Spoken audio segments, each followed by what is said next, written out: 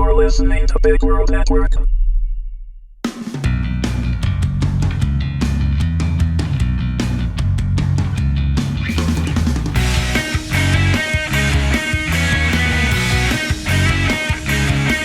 Just Kill Me, Season 2, Episode 6, Wonder Woman. Written by Wendy Herman. Read by Wendy Herman. Case and I entered the emergency room, dragging the dead weight of Jax between us. Luckily, I still had my badge on me and was able to not get tackled to the ground by the hospital security guard when my gun set off the alarm. It was my first official Agent Douglas, FBI, and I couldn't help but smile when the guard recoiled slightly at my badge flash.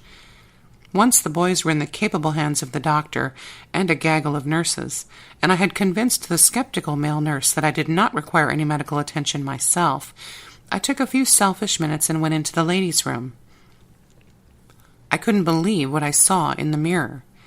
My hair was a wreck, my white blouse was covered in dried blood, and my slacks were ruined, muddy, bloody, and torn.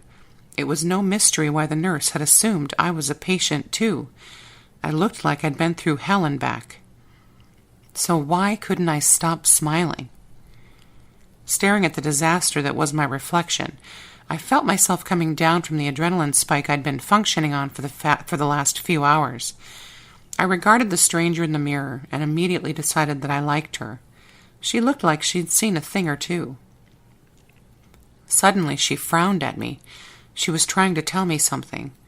Horrified, I realized she wasn't wearing my new jacket. I looked down, praying the real me had remembered to grab my favorite article of clothing from the tiny food shack. But alas, neither one of us was wearing the awesome yellow faux leather jacket with brushed nickel buttons and gorgeous satiny merlot lining. Damn. I looked back at my new friend, and we both took a deep breath, and then shrugged at each other. It didn't matter in the grand scheme of things. I was alive and had escaped a kidnapping, albeit a severely botched kidnapping, but a bona fide you can't make this shit up kidnapping nonetheless. I was on top of the world. Except for one thing. The persistent nagging from my maternal instinct to check on the two young men who had accompanied me to the hospital. I sighed. I was genuinely concerned. I cleaned up as best I could and went back out to the waiting room. Quite some time later, as I returned to my seat after asking the curvaceous nurse at the desk again if there was any update on Jax's condition, and was told again in an overly friendly tone that there wasn't, I realized I hadn't called Rip. Funny, I hadn't even thought of it until that moment. Instinctively, I reached for my cell phone next to my gun on the holster, but it wasn't there. The kidnappers must have taken it while I was unconscious, I thought.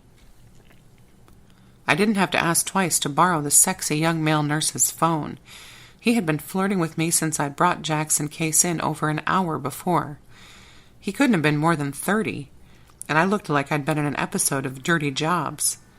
Maybe Nurse Fabio had low standards, or maybe it was the gun. Chicks with guns were hot, even old chicks. I looked at the phone and realized my hands were shaking. Understandable, I told myself. I hadn't eaten since early that morning. I tried to dial the sensitive touch-screen buttons, but I hit a wrong number and had to start over. I dialed again and put the phone to my ear, willing my hand to stabilize. Finally, I heard ringing. 1 ring. 2 rings. 3 rings. Voicemail. I was reluctantly returning the phone when it rang in my hand, and I almost dropped the damn thing. Taking a breath and assuming it was for the cell's owner, I handed it to him, said my thanks, and started to walk away. I heard him answer with a tentative, "Hello?" I discreetly reached into my bra, finding the secret pocket where I kept my emergency credit card, Rip's advice, which was about to save my life, and consulted the sign on the wall for the cafeteria when... Agent Douglas? It was Nurse Prettyboy. I turned and looked at him. He wasn't holding a triple-decker bacon cheeseburger, so he'd better have a good reason for distracting me from my task at hand. "It's for you. Rip." He was holding the phone out for me to take, a confused look on his chiseled face. I started toward him and suddenly felt an odd chill and a wave of disorientation. My mind was swimming. I reached out to grab the nurse's shoulder for support, and he put an arm around my waist. I took the phone from his other hand and held it out for a second, waiting for my vision to completely normalize. Then the episode passed as quickly as it had come. "Are you all right, Agent Douglas?" I nodded and chuckled weakly, releasing his shoulder and regaining my strength. "Do you have anything to eat?" I asked, barely above a whisper. The confusion in his eyes doubled, and he shook his head. He slowly released me. "Sorry. You look a little pale. Do you want me to get you something?" Tempting, but I needed to hear Rip's voice. I waved him away and answered the phone. "Rip?" His voice was urgent on the other end. "Freya! Thank God! Whose phone are you on?" "A nurse in the ER let me borrow it." He didn't need to know the male nurse who answered happened to resemble Owen Wilson and was into cougars. I looked back and noticed Nurse Hottie was still standing there, watching me. Didn't he have people to nurse? The reference made me think of a mother nursing a baby, and I laughed so loud I startled myself. I was feeling a little strange. "I'm on my way, just stay there," was the last thing I heard Rip say, before my hand loosened its grip on the phone without my permission. The room was spinning, and I tried to get to the nearest chair to sit, but the edges of my vision went black, and then the chair was gone. I heard shouting and people running toward me. Then the floor slammed into my head. I opened my eyes, and the first thing I saw was Rip's face. I reached up and touched his cheek. He was smiling at me, so I smiled back. But then I noticed the worry in his eyes. Suddenly I remembered I was 40 and married, not to Rip. I had no idea where I was. I tried to sit up, but the IV in my arm tightened, and I flinched at the pain. I panicked a little. "What the hell happened? Why am I in this bed? What's in this IV?" I demanded. I was still trying to sit up, but Rip put a gentle hand on my shoulder. "Calm down. You're fine. You just passed out." Oh, great. At least that's not embarrassing at all. An FBI agent passing out on her first assignment? I felt like a college freshman throwing up after one beer. Not cool. Not cool at all. Rip must have read my mind. He pulled his chair as close to my bed as he could and took my hand. His touch immediately relaxed me. "You have absolutely nothing to be embarrassed about, Freya. You were dehydrated and, I imagine, coming down from a pretty intense adrenaline rush from all that happened." He was beaming at me now. "I just talked to that punk Case. He told me everything that happened after he and his brother, who's going to be fine, by the way, were told to watch you. He thinks you're frickin' Wonder Woman." And I happen to agree. He chuckled and then just gazed at me like an overprotective lover. "I guess that makes you Batman." "Who said that?" It had sounded suspiciously like me. And from the way Rip was now blushing for the second time in his life, I realized it had been me. Apparently I wasn't in full control of my faculties just yet. Rip noticed my expression change. He leaned in even closer to me now, looking sad. "Listen, Frey, about what happened at the bridge. I mean, before Logan and his eunuch showed up." "Logan?" "Oh, yeah, that was the short kid's name. Long story. I'll explain it all later, when you're out of here." I nodded. "Sorry, you were saying?" After pushing the whole thing as far to the back of my mind as I could all day, I was ready to deal with it. Plus, I was anxious to hear his interpretation of the strange events that had taken hold of us that morning. He hesitated, ordering his thoughts, and I waited patiently. It was so real. But I thought we were back in college again, when we were still together. His voice broke on the last word, and he had to stop. He looked down at his lap and then closed his eyes and took a deep breath, but I noticed the hand that held mine was trembling. "Rip, I know what you're saying. It was like we were transported back in time, and all I could think about was you and me. It seemed I couldn't get through it either. Rip, please look at me." He slowly raised his head and locked his eyes with mine. He looked so vulnerable, I didn't want to say what I was thinking, but I had to. Rip, Trevor, and the kids. I can't just... He looked away, nodding and smiling, but it just made his face look even more devastated. It's okay, Freya. I understand. Really, I do. I don't want to hurt Trevor and the boys any more than you do. I just needed to know, needed to hear. When you said... He made eye contact again, and this time I felt a rush of heat that started in my chest and jolted through me, up to my head and down to my fingertips, and then my toes. Whoa. When I said... What did I say? My head was fuzzy again as I struggled to remember. When you said... He seemed to gather all his courage to gaze into my eyes again. When you said you loved me, it was like I'd been waiting 1,000 years to hear it. But I understand. It was the stress of the situation and the whole psychedelic time travel. You were still in the past when you said it. I get it. I had to stop him right there. I do love you. He stopped, his mouth hanging open as if he was trying to form his next word, but it never came. I sat up slowly, minding my IV cord, and looked deep into his hypnotic gray eyes. This was going to get complicated, but I was no longer the Freya who lived in a bubble. I would say what I was feeling, damn it, and deal with the consequences as they came. I love you. I wasn't lost in the past when I said it. I was afraid I might never see you again, yes, but that's why I had to tell you. I love you. I've always loved you.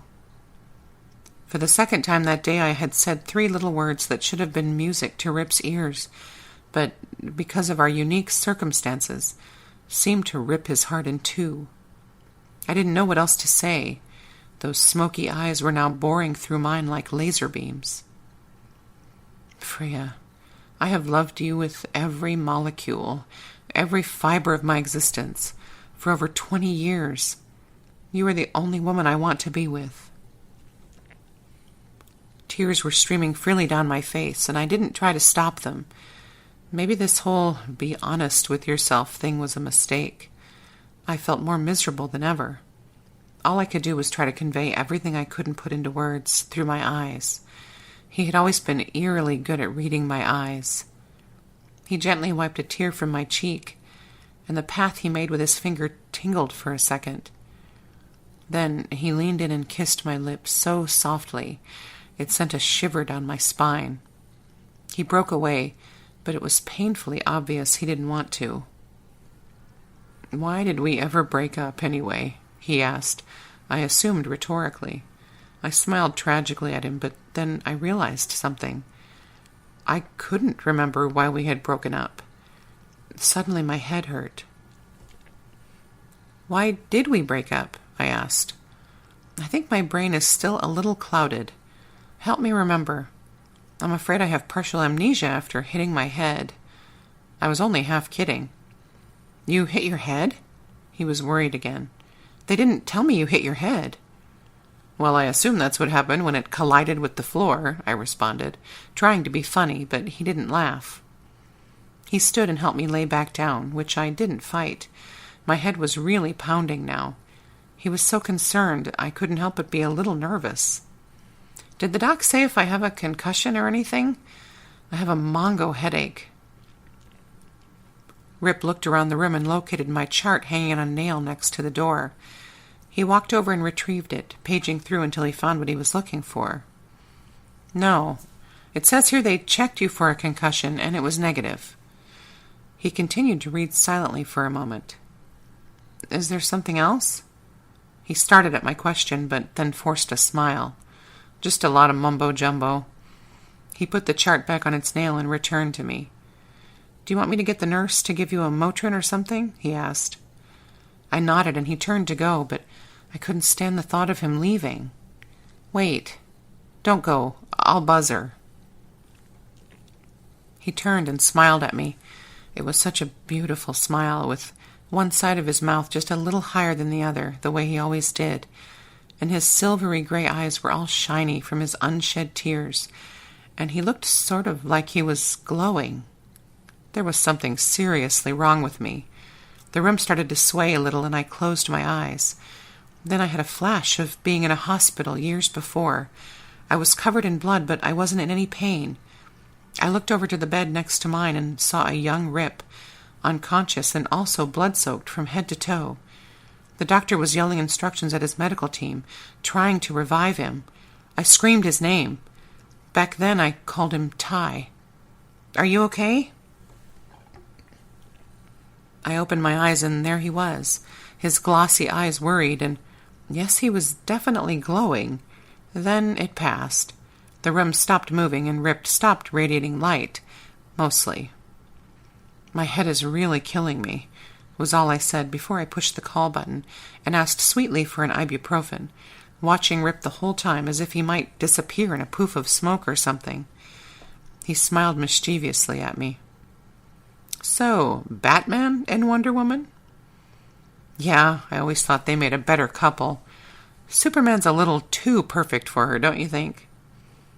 He nodded his agreement, not attempting to hide the sparkle in his eyes at the fact that we were indirectly referring to ourselves as a superhero couple. But then his smile faded, and he looked at me with concern again. I wanted to reassure him. "I'm fine, babe." I froze in mid-word. His eyes sparkled a bit. "You were going to call me Babe. You used to call me that all the time before—" He didn't need to say any more. We both knew something wasn't right. "Frey, do you really not remember us breaking up back in college?" I took a deep breath and closed my eyes, trying to see beyond the headache and past all of the traumatic goings-on of the day, and thought hard about Rip and I, in college, in love. Then I was with Trevor. What happened before that? Why couldn't I retrieve it? "I can't remember, but I assume it's just a side effect of, well, everything that happened today, culminating in the unprovoked attack on my head by the ER floor. I'm thinking of pressing charges," I joked, trying to hide my real feelings. What other memories had I lost? Would I ever get them back? "Tell me what happened, and maybe it will come back to me." I tried to sound casual. He took my hand in his again and seemed uncomfortable with what he was about to say. "That's just it, honey." "Honey?" He used to call me that. Cliché, I know, but when he said it, it was like he was calling me Aphrodite. He continued, "I can't remember either."